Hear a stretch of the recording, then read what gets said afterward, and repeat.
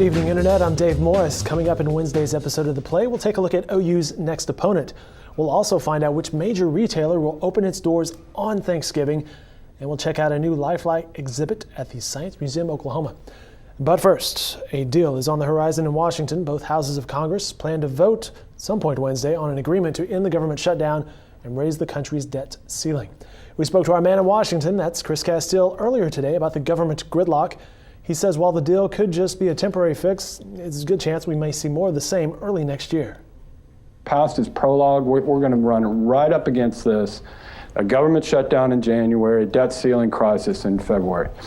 But at least what they're going to be on to now are the big budget debates that they were supposed to have 2 weeks ago, 3 weeks ago, months ago, really. They were supposed to be talking about this budget stuff. Again, it gets all into process and, budget conferences and everything. But here's the deal about this. The Republicans are not going to get the Ryan budget, what's called the Ryan budget, the Paul Ryan budget. They're not going to privatize Medicare. It ain't happening. So are they going to be willing to accept what the president has basically already said he'd agree to, which is to make some reforms to Medicare, means test it more, make changes in the way that you calculate cost of living increases, which is really anathema to Democrats, but Republicans want to do it. Well, Obama said he will do it. So are they going to be able to negotiate this time? That's Chris Castile. You can watch that full interview online at newsok.com. We spoke with him earlier today from Washington, D.C. via Skype.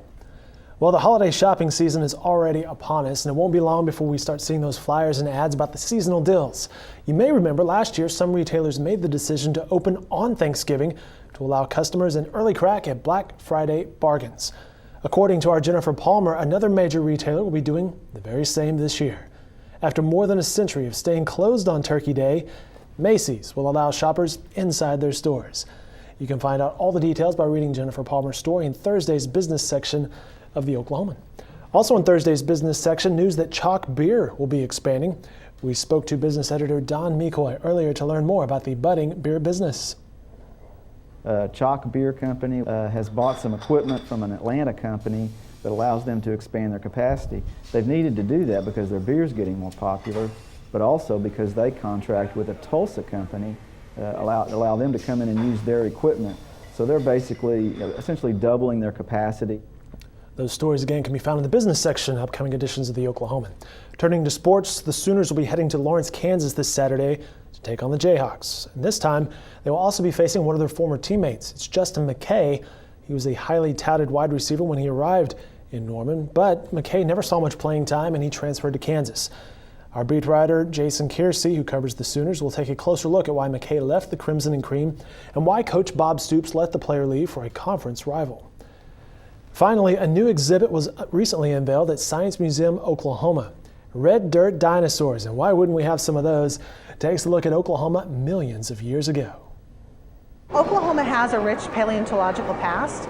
We have fossils that were found in our state. As a matter of fact, our Oklahoma state dinosaur, the Acrocanthosaurus, is named after Atoka County, which is one of the first fossil sites where it was found. So it's just an interesting take on Oklahoma, our past, and a little bit of science and how we know so much about our past.